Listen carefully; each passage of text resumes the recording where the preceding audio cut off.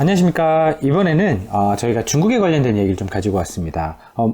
일단 미디어라든지 애널리스트들이 이야기하고 있는 개별적인 중국에 대한 사실이 아니라 글로벌 자본시장에서의 어떤 지금 중국이 평가받고 있는 부분에 관련된 아이디어를 공유를 드려서 중국에 투자를 할 때에 어떤 부분을 좀 유의하고 아니면 글로벌 메이저 투자들 월가라든지 런던 마켓에서 어떻게 보고 있는지를 조금 참고를 하셔서 중국을 투자하시면 좋겠다라는 부분을 염두에 두고 영상을 마련을 했습니다. 일단 최근에 가장 중요한 포인트는 CNBC에서 사실 미국에서 거의 블룸버그 역할을 하는 이제 그 언론에서 이 글로벌 메이저 투자자들한테 서베이를 해봤습니다. 가장 우려되는 것이 뭔가 예전에는 인플레이션 다양한 금리 리스크 이런 것들이 있었는데요. 가장 최근에 많이 부상한 부분이 아무래도 글로벌 G2의 갈등, 즉 정치적 위험에 관련된 부분에가 1위를 차지를 했습니다. 따라서 향후에 이 G2의 그러니까 즉 미국과 중국의 어떤 이 갈등 요소가 중요한 것 같은데요. 문제는 저희가 오늘 준비한 내용이 이 파란 색깔 라인이 소비 가능한 인컴보다 부채가 어느 정도 비율을 차지하고 있는지를 비교를 해봤는데 이게 이제 미국의 어떤 2000년대부터 2021년까지의 어떤 움직임이거든요. 보시면 이제 리만 때 가장 높은 비율을 가졌습니다. 즉 실질적으로 사람들이 쓸 수 있는 여유 자금에 비해서 얼마 정도 빚을 지고 있는지 그 빚 때문에 사실 리만 사태가 터졌습니다. 미국에서 그랬다는 얘기고요. 하지만 이렇게 이제 리만 사태, 즉 부동산 이슈가 사실은 있었고요. 이게 2008년입니다. 그런데 지금 똑같이 부동산 리스크가 있는데요. 그럼 중국의 경우에는 이번에 어떠냐? 2014년부터 2023년 현재까지 비교를 해봤을 때, 그러니까 지금 여기가 이제 중국 기준으로는 2023년이라는 소리죠. 2023년입니다. 요 시점 자체가. 즉 그때에 비해서 리만 사태가 터졌을 때에 비해서 사실 디스포저블 인컴, 그러니까 사실 쓸 수 있는 돈에 비해서 이제 중국 가게들이 가지고 있는 부채의 비율이 봤더니 리만 사태가 터져서 한 130%를 넘어선 140에서 150% 수준까지 올라왔습니다. 그때보다 훨씬 더 돈을 많이 빌렸다. 즉 부채 레버리지를 되게 높게 가져가고 있다라는 부분이 되겠습니다. 즉 미국은 이제 리만 사태가 터졌었고요. 중국은 이제 코로나 사태가 터졌습니다. 이제 그 이후로 이제 이런 문제가 발생을 하고 있는데 둘 다 공통적인 부분은 이제 부동산 리스크라고 볼 수 있을 것 같습니다. 따라서 글로벌 메이저 투자자들이 부동산 위험에 관련돼서 지금 중국의 시장을 되게 우려스럽게 보고 있다. 이런 이제 실패가 부동산 시장의 실패가 중국 경기에 어떤 실패를 가져다 올 수도 있겠다라는 부분인데 이 둘 간에는 어떤 차이가 있느냐? 미국 같은 경우는 사실 달러라고 하는 기축통화를 가지고 있고요.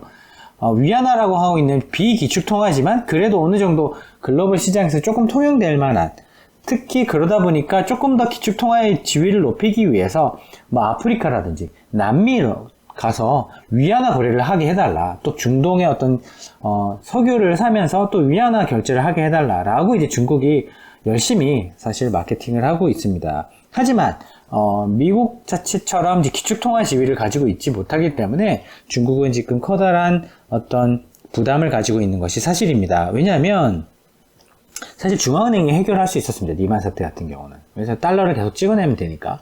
그런데 중국 같은 경우 위안화를 찍어내 봐야 이제 화폐 가치가 더 떨어지기만 하게 되니까 그런 이제 옵션을 선택할 수 없게 되었고요. 따라서 크게 대외적으로는 이제 조달 위험이 많이 올라오게 됩니다. 왜냐하면 지금 자본이 유출이 지금 심하게 되고 있거든요. 생각해 보시면 중국의 금리가 미국의 금리보다 2, 3% 가까이 낮기 때문에 따라서 더 높은 금리를 더 안전한 통화로 이제 보상이 되는 당연히 미국 국채를 투자하고 싶을 것 같고요. 따라서 중국에서 돈을 빼서 당연히 미국이라든지 다른 선진국 통화로 이제 돈이 이제 움직이는 조달 리스크가 커진 상황입니다. 대외적으로 그렇다는 얘기죠. 대내적으로는 아무래도 이렇게 부채 비율이 되게 높다 보니까 이제 사실 이자가 많이 올라가게 됩니다. 즉 소비 여력이 많이 떨어지다 보니까 이런 부분은 내수 경기가 사실 대내적으로 나빠지게 됩니다.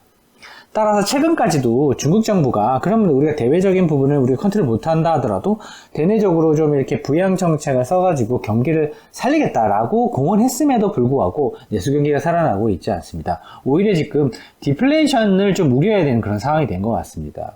이런 부분 때문에 지금 중국에서 제2의 리만 사태가 터지는 게 아니냐라는 이제 얘기가 나올 정도로 사실 조금 우려를 하고 있는 상황인 것 같고요. 하지만 예전에 비해서 중국 경제가 워낙 커졌기 때문에 글로벌리 미칠 영향도 크기 때문에 이런 부분은 쉽게 디폴트가 난다거나 이런 문제가 있지는 않겠지만 특히 또 중국 같은 경우는 이제 계획 경제이기 때문에 이런 이제 중국 공산당이 쥐고 경제 정책을 쥐고 있는 부분에 있어서는 아무래도 훨씬 획일적으로 컨트롤할 가능성은 높아진 것 같습니다만 어쨌든 대외적으로 조달 위험이 좀 많이 이제 올라왔고요. 대내적으로는 이제 소비 위축이 돼서 내수 경기를 살리기 어려운 그런 국면에 들어왔기 때문에 아무래도 이런 부분은 조금 장기화한다. 그러니까 단기적으로 이제 중국 경제가 곧 살아날 것처럼 이야기하는 사실 코멘트들이 많았는데 요즘 보게 되면 점점 줄어들고 있는 부분이 방금 말씀드렸던 이 큰 두 가지 포인트 때문에 그렇습니다. 따라서 단기적으로 중국 경기가 되게 빨리 회복될 것이다 라는 기대보다는 이런 부채 위험이 어느 정도 해결이 되고 그런 것들을 중국 정부가 잘 컨트롤할 수 있는지 그런 부분을 꼭 짚어보고 투자를 하신다고 한다면 좋은 투자 엔트리 포인트를 찾을 수도 있을 것 같고요. 아니면 차익 실현할 수 있는 좋은 포인트를 찾을 수도 있을 것 같습니다. 그런 부분을 염두에 두시고 중국 포지션을 잘 관리한다고 한다면 사실 중국 같은 경우는 글로벌 메이저 경제 권역 중에 하나이기 때문에 절대 사실 무시할 수 없는 지역이고 그 부분에 따라서 세계 경제라든지 그리고 주식시장의 가장 큰 한국 주식시장도 포함해서 가장 큰 영향을 받을 수 있는 부분이라서 이런 부분을 꼭 염두에 두시고 투자에 임하시면 좋을 것 같습니다. 저희는 오늘 말씀드렸던 이런 포인트가 이렇게 바뀔 것인지 아니면 이렇게 다시 올라갈 것인지에 따라서 업데이트할 수 있는 그런 포인트가 저희가 짚어진다고 한다면 그 역시도 저희가 추후에 영상을 만들어서 팔로우업 하도록 하겠습니다. 감사합니다.